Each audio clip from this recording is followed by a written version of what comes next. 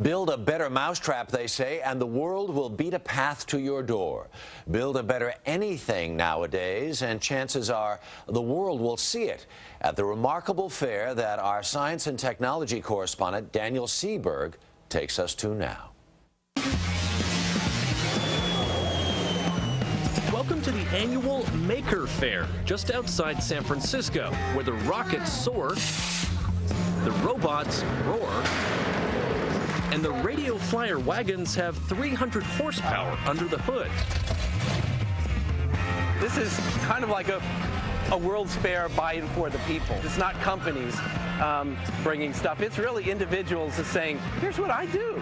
Dale Doherty, the publisher of Make magazine, created the fair. Thank you. And he says it's the next new thing. This is the future of the fair. Be amazed as they...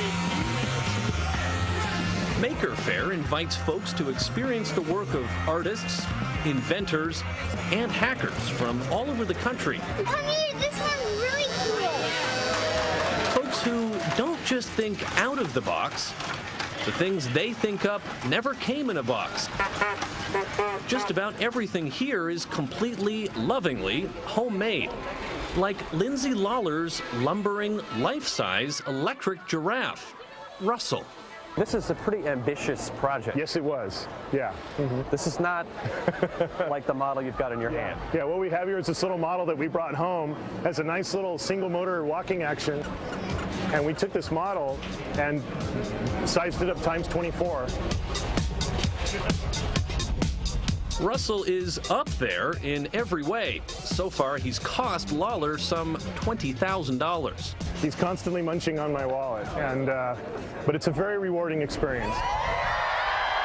Fun and fizzle were the main objectives for juggler Fritz Grobe and lawyer Stephen Volz when they first dropped Mentos candy into a bottle of Diet Coke. We went out in our backyard, we dropped a handful of Mentos into a bottle of soda and went, that's awesome. And but about 2 seconds later, we looked at each other and thought, we got to do something big with this. yeah, how far can we take this? Far enough to earn sponsorships from both companies, which, by the way, comes in handy. We're regularly doing about 100 bottles, which means we're using about 600 Mentos. So over the course of the last year, we've been through over 3,000 bottles of soda and over 18,000 Mentos. Can you even drink Diet Coke now? Can you even stand the sight of it? We shower in on a regular basis, and that's about enough for us. Yeah. If the idea of showering in soda is hard to swallow, the appeal of William Keller's invention is a piece of cake. Or are they muffins? You get these just looks of pure joy and excitement when people see them. And, you know, I mean, the typical response is, oh, cupcakes, you know. Okay, so before you dismiss Maker Faire as just a gathering of mad scientists or backyard tinkerers or people with too much free time, listen to this man. You know, this whole fair kind of represents something that was so prominent in electronics when I was young.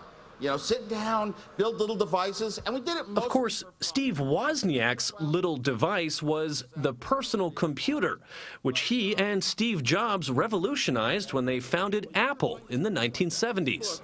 Is exactly as though I'm... Wozniak and his latest creation, a new memoir, were one of the main attractions here.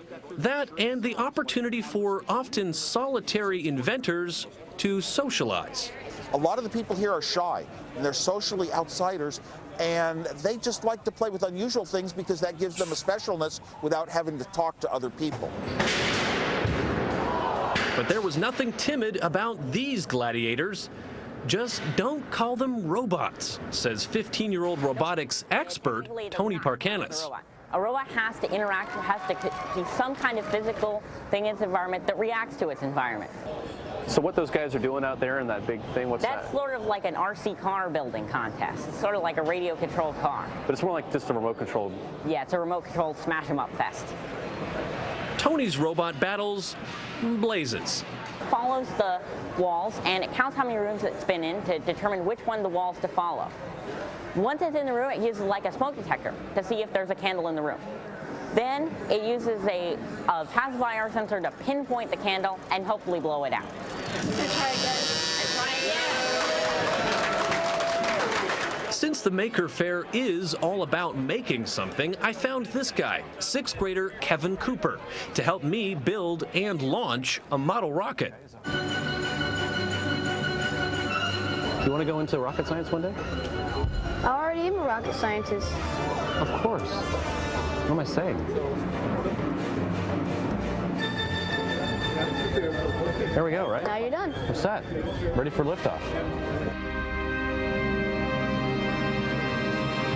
Like Aldrin and Armstrong, or perhaps Buzz Lightyear. To infinity and, well, at least the parking lot. With some much-needed guidance, I discovered the real excitement of Maker Faire, being reminded that the sky is the limit.